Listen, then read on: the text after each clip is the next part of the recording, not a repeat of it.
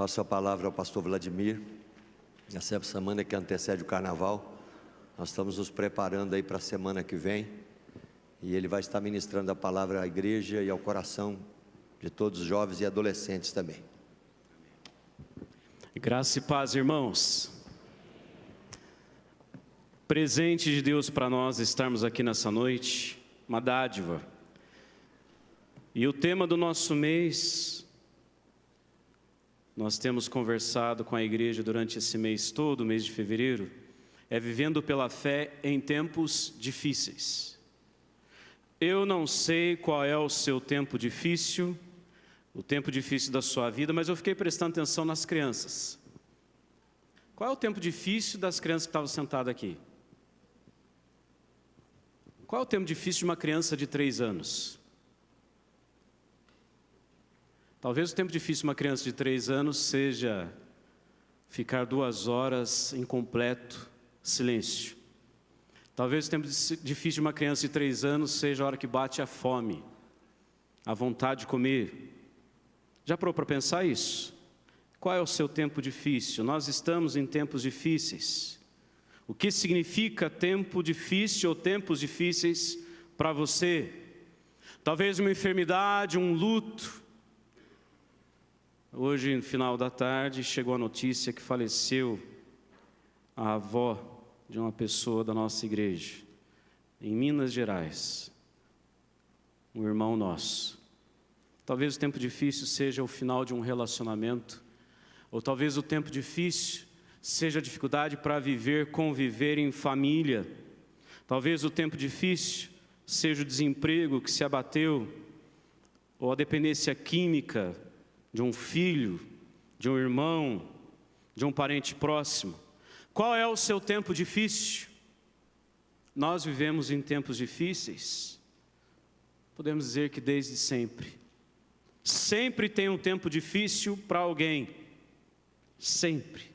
Todos viveremos tempos difíceis por causa do pecado da humanidade, por causa do nosso próprio pecado, por causa das nossas limitações e também porque Deus pode querer nos tratar. Deus pode querer nos lapidar, nos formar, por isso Ele prepara tempos difíceis para todos nós. Viver pela fé é sempre um desafio, e para ajudar nesse desafio de viver por fé, Deus permite que venham tempos difíceis. Não sei quantos aqui conheceram Reverendo Antônio Elias, pastor presbiteriano. Morreu com 90 e tantos anos e já tem uns bons anos que ele faleceu. Mas eu era novo e eu escutei ele pregando e ele disse uma frase que eu não esqueci. E eu não fazia ideia que um dia eu seria pastor. Mas ele disse assim: só constrói por fé quem não tem dinheiro. Olha que desafio. Eu não esqueci disso. Porque a gente só vive por fé quando a gente não tem o que precisa. Você concorda com ele? A frase é dele, mas eu concordo com ele. Só vive por fé quem não tem o que precisa. Por isso, alimenta a fé no próprio Deus. Gente, Deus ele não dá ponto sem nó, como dizia minha mãe. Deus não dá ponto sem nó. Tudo que Ele faz tem um propósito, tem um porquê. Nós começamos o culto no prelúdio, e numa das músicas, um dos hinos que o coral cantou, dizia parte do que eu quero compartilhar. Na ministração do louvor, o Henry começou dizendo qual era o propósito do louvor nessa noite. E eu quero fechar tudo isso com a meditação da palavra que diz o que foi dito. Você vai ver coisas que eu tenho para compartilhar que já foram ditas nessa noite com outras palavras. Evangelho de Lucas, capítulo 18, a partir do versículo 35, abra sua Bíblia comigo, se você tem, pode. Se não, acompanha com quem está do seu lado. Veja se quem está do seu lado tem Bíblia, compartilha. Evangelho de Lucas 18, a partir do versículo 35.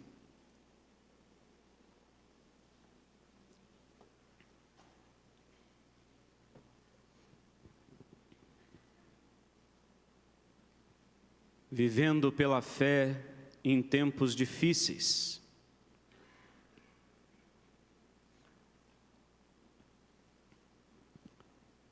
Lucas 18, de 35 até o 43, até o finalzinho. Conta para nós a história de um cego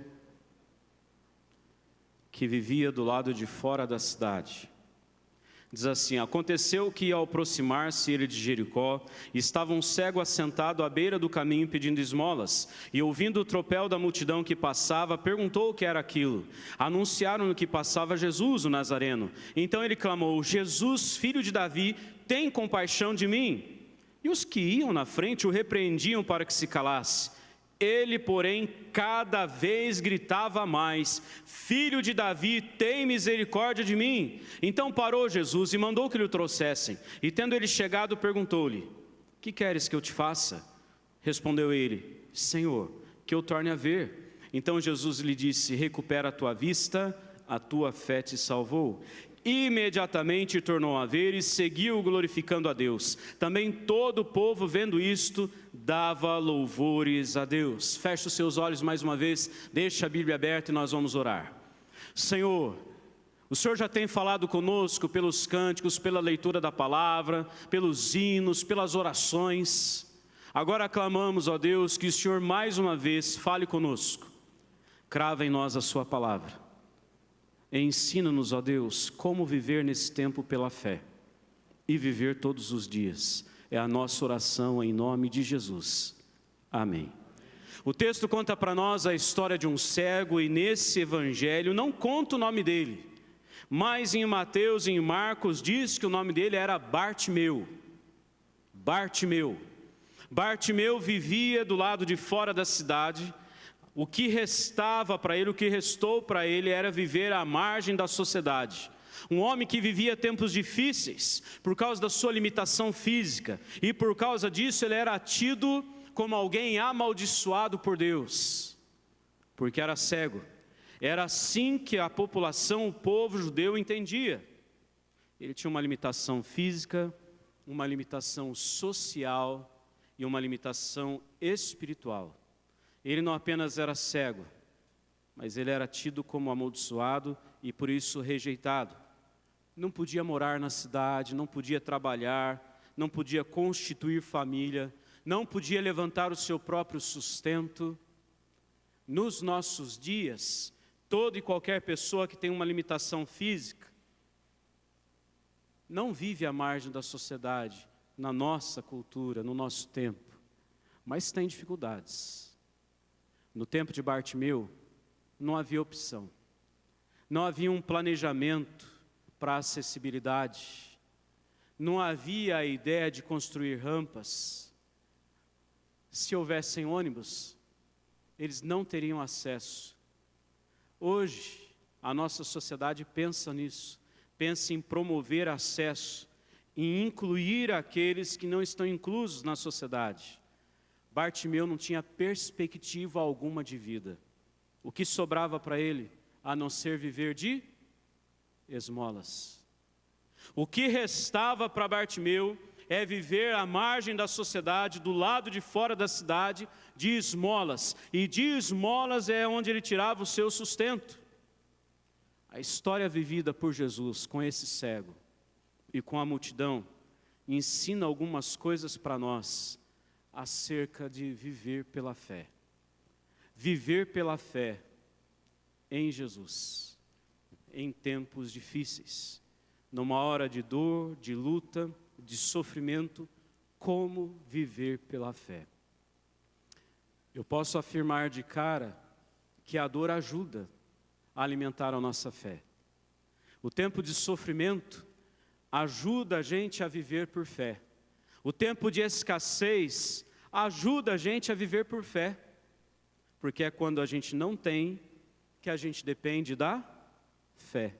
É quando falta, é quando a gente olha para o armário e vê que as coisas estão acabando, é que a nossa fé é testada ou provada.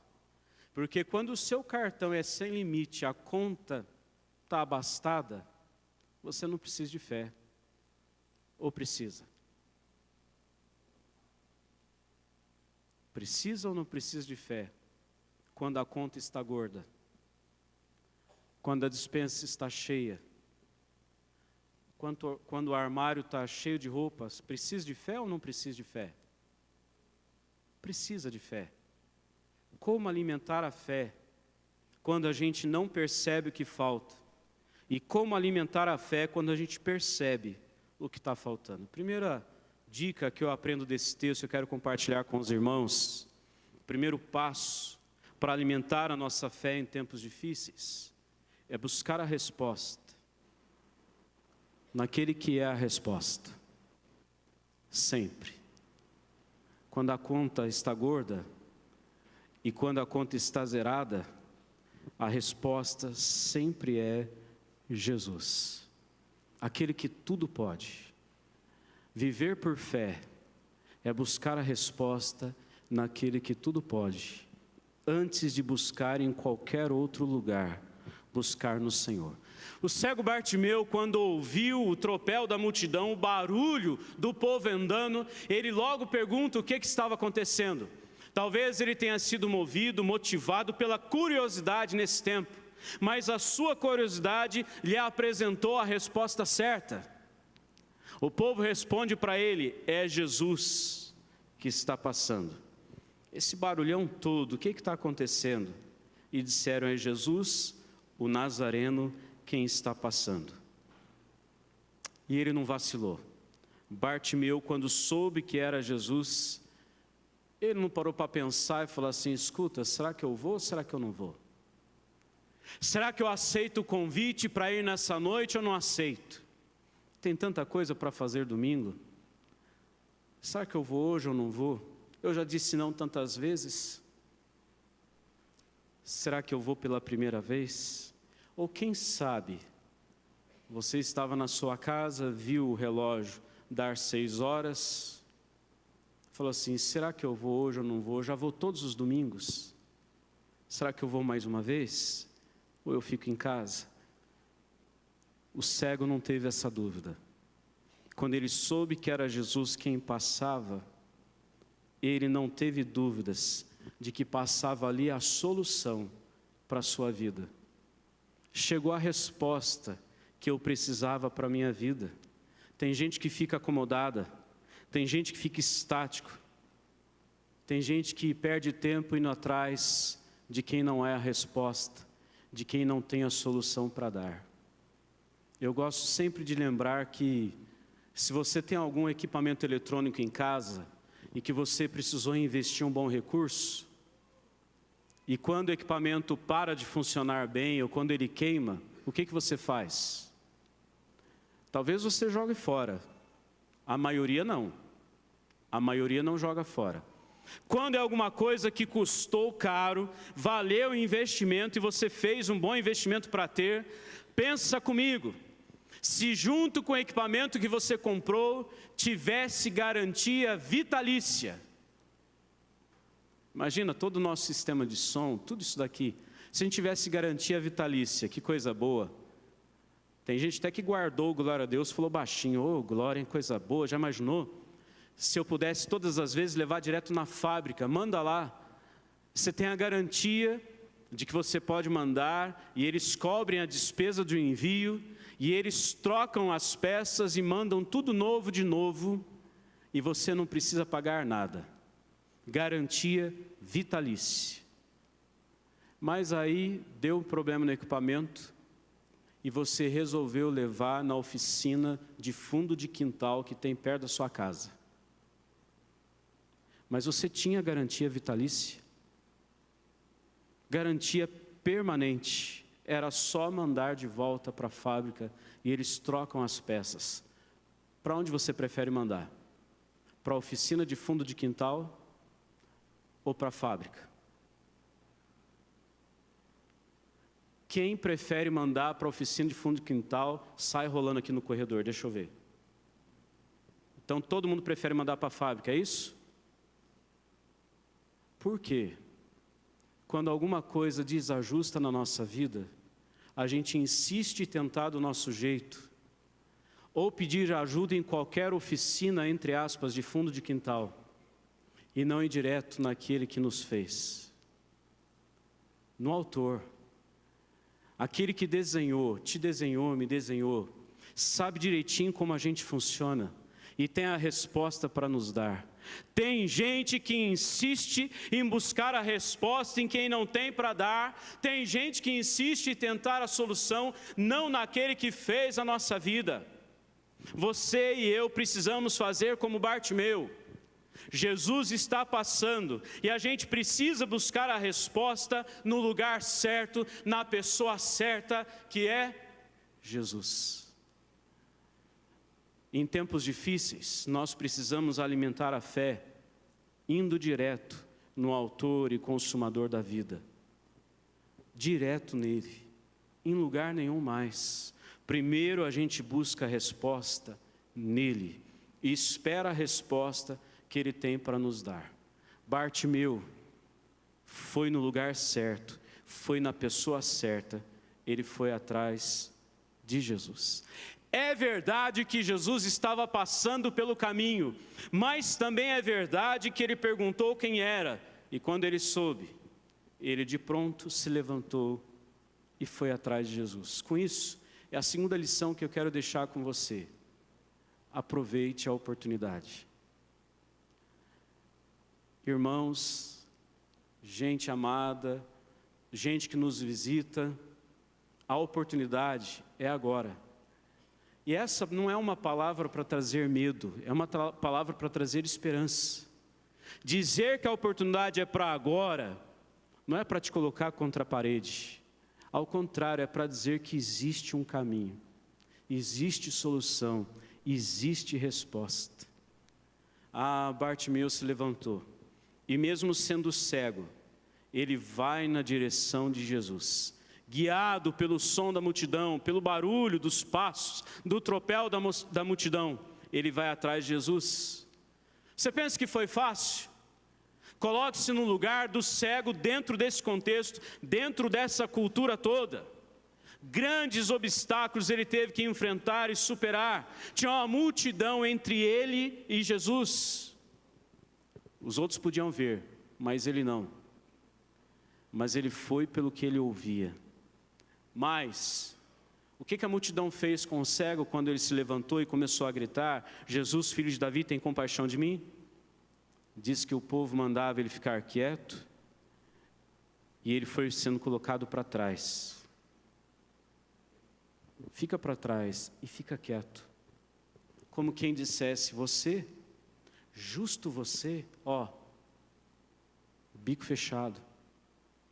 Fica quieto. Fica onde você está. Não saia do seu lugar. Não se movimente. Não faça nada para resolver o seu problema. Em outras palavras, era isso que estava acontecendo.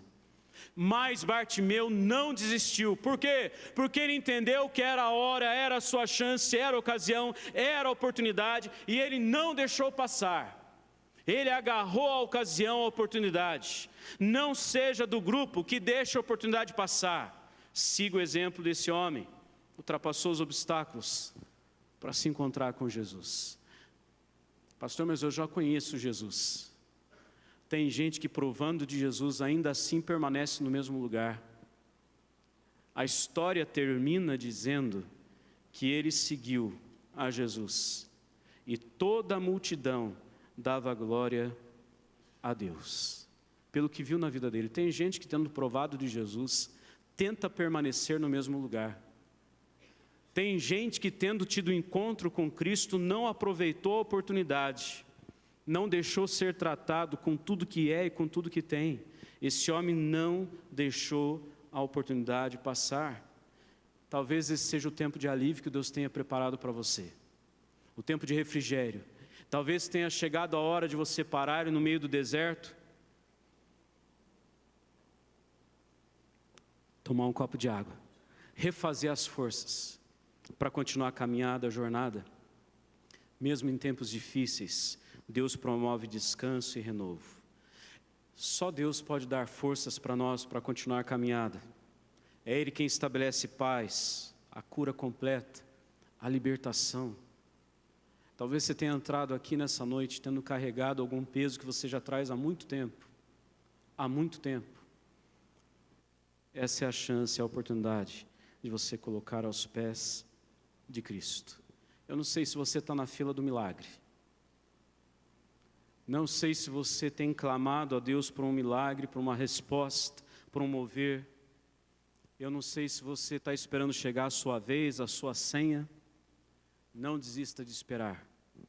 Esteja pronto para aproveitar a oportunidade. Tem uma coisa nesse texto que me chama a atenção, e essa é a terceira verdade que eu quero ressaltar aqui.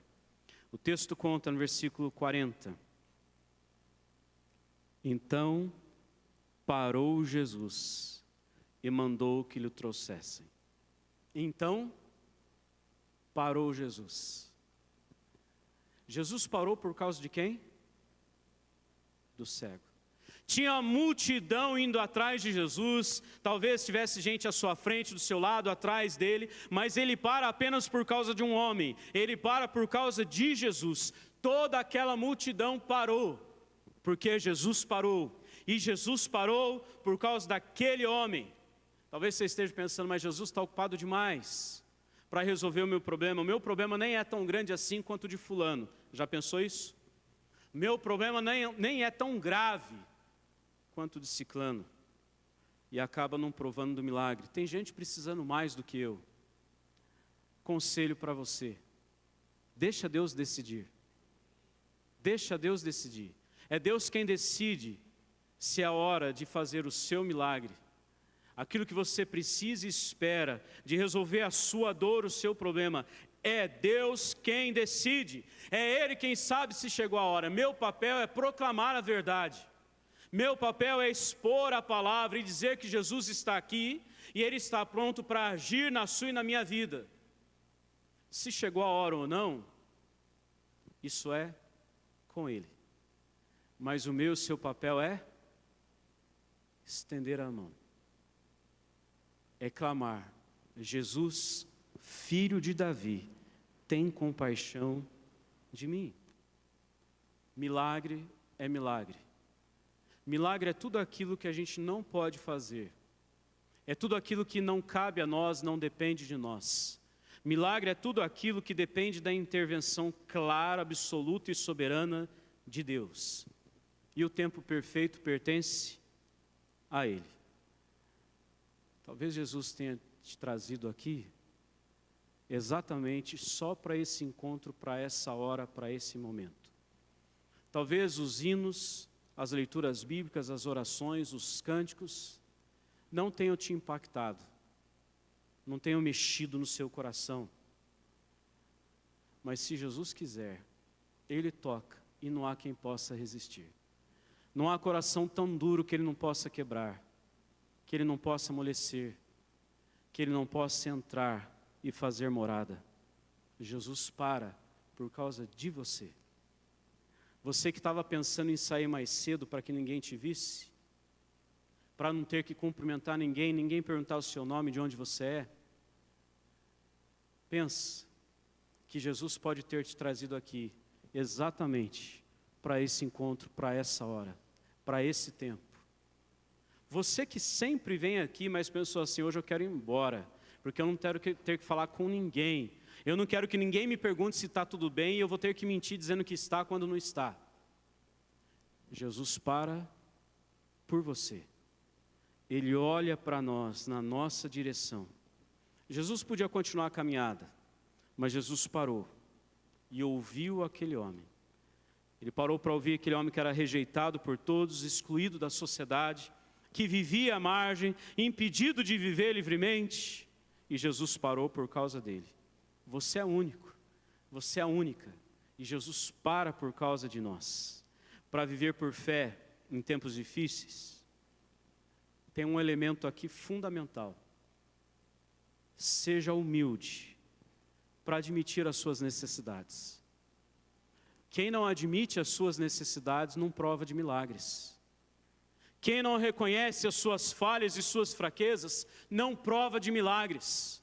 A gente não vê as coisas acontecendo se a gente endurece o coração, empina o nariz e não se curva diante do Senhor. Quando o cego chega perto de Jesus, ele teve que superar todos esses obstáculos, teve que se expor para todo mundo, e o risco que ele corria de Jesus perguntar: o que queres que eu te faça? E ele respondesse: que eu o torne a ver. E Jesus fala: não, isso eu não vou fazer não. E continuasse a caminhada. Parou para pensar nisso? E se Jesus não parasse, ele continuasse gritando, e Jesus não parasse por causa dele? Você não vai encontrar na Bíblia história alguma de alguém que foi quebrantado aos pés de Jesus e não foi atendido por ele. Você não vai encontrar ninguém que chegou humilde para Jesus e Jesus dispensou e não trocou uma ideia, 2 palavras. Todos que foram até Jesus com o coração quebrantado, Jesus para, ouve e ele dá uma resposta. Talvez a resposta para você nessa noite seja: espera mais um pouco. Eu estou com você. Aguenta firme nessa luta, porque eu estou com você. Talvez a resposta seja: chegou a hora. Eu quero te curar. Eu quero te libertar. Eu quero fazer um milagre na sua casa, na sua família. Milagre que você nem acredita mais, eu quero fazer. Precisa se humilhar e se expor. Nossa igreja tem alguns médicos, existem dentistas, enfermeiras, gente na área da saúde.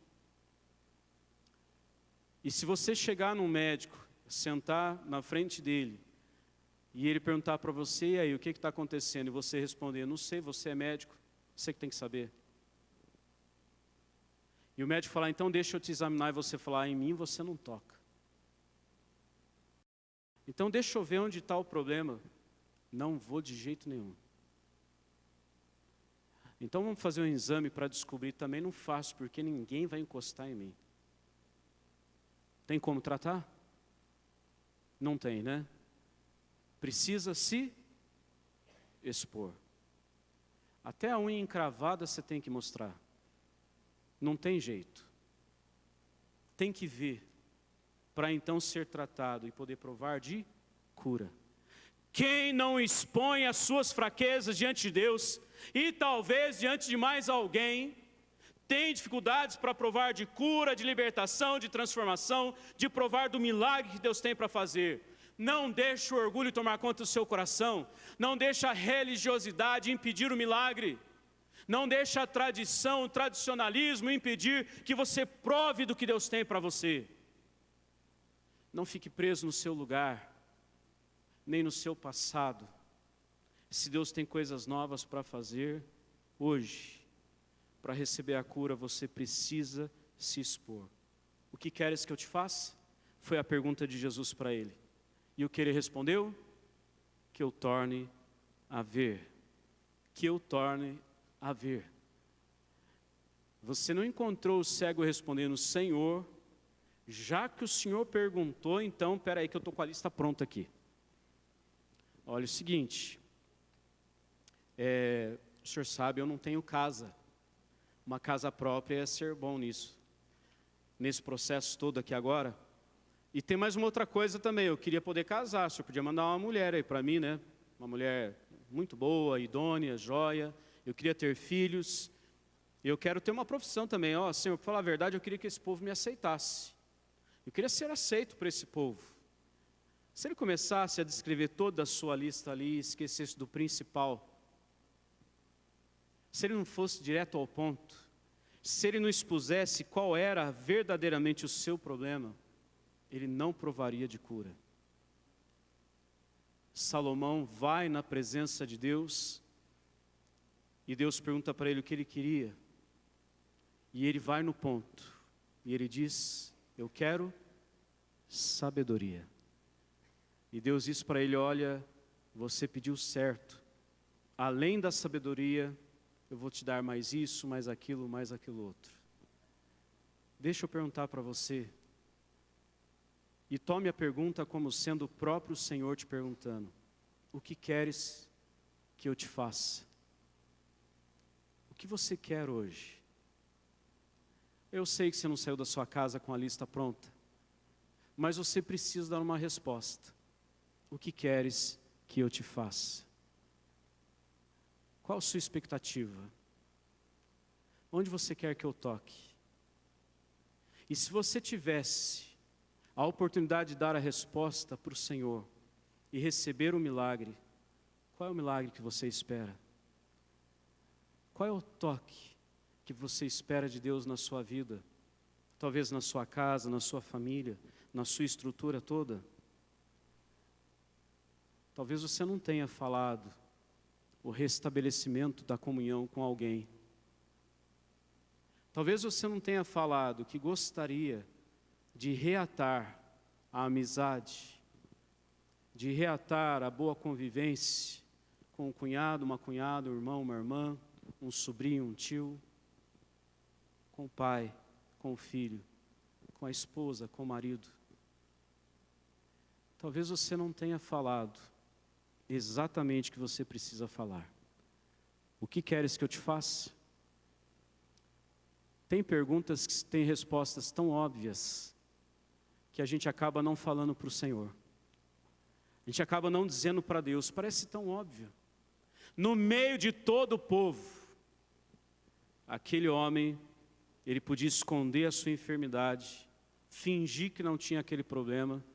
Fica comigo aqui mais um pouquinho. Sabe quando a gente vai orar com mais 5, 8, 10, 20 pessoas, e na hora de fazer os pedidos de oração, a gente faz aqueles bem superficiais, ou aqueles que dizem respeito a todo mundo, mas não falam das coisas que estão no coração? É disso que eu estou falando. Daquilo que está no coração, lá no fundo, que você sabe que Deus precisa tratar, e você precisa de um toque da cura, do milagre dele, mas você continua aguardando só para você. Ore pelos outros, mas exponha o seu coração diante do Senhor. Tem uma história que diz assim que uma mulher muito pobre, muito carente, com um filho de poucos meses, e eles não tinham nada para comer, ela não tinha como sustentar o filho, e aí ela, andando pelo caminho, falando com Deus, encontra uma pessoa que diz assim, olha, eu tenho a resposta para você. Tem uma caverna logo à frente, e dentro dessa caverna existe um tesouro, riqueza sem fim. Vai, pega tudo que você puder, sai da caverna, e você vai ter sustento para você e para sua criança, por muito tempo. Mas olha, não esquece o principal. E ela, muito eufórica com aquilo, foi, e o homem falou, espera um pouquinho, tem mais uma coisa, depois que você sair, a porta se fecha e nunca mais se abre. E ela falou, tá bom. E ela foi correndo, e quando ela entrou, ela realmente encontrou muito tipo de tesouro. Ouro, joias, e tudo que você imaginar de muito valor. E ela ficou encantada com aquilo. E ela agradeceu a Deus por aquilo tudo. Feliz demais. E ela olhou em volta, não tenho bolsa, sacola nenhuma. Onde que eu vou colocar tudo isso de ouro, de anéis, brincos, correntes? Ela então pensou, vou deixar o meu filho aqui por um pouquinho, e vou colocando nos bolsos todos, e puxou a sua saia, e foi colocando as coisas todas ali dentro, e se encheu, e foi colocando os colares, coroa, onde podia ela colocou o tesouro que tinha ali. E quando ela já não tinha mais onde colocar, ela saiu da caverna. Depois que ela saiu, a porta fechou. Depois que a porta fechou, ela lembrou daquele homem, do que o homem disse. Não esqueça o principal. E ela deu conta que a criança tinha ficado lá de dentro. Ela pegou tudo que podia, mas esqueceu o próprio filho, principal. E a porta não abriu mais. Qual é o principal? Jesus está perguntando, o que queres que eu te faça? O que é principal na sua vida? O que é mais importante na sua vida? Você não pode perder a oportunidade. Vamos orar, Pastor Jonas?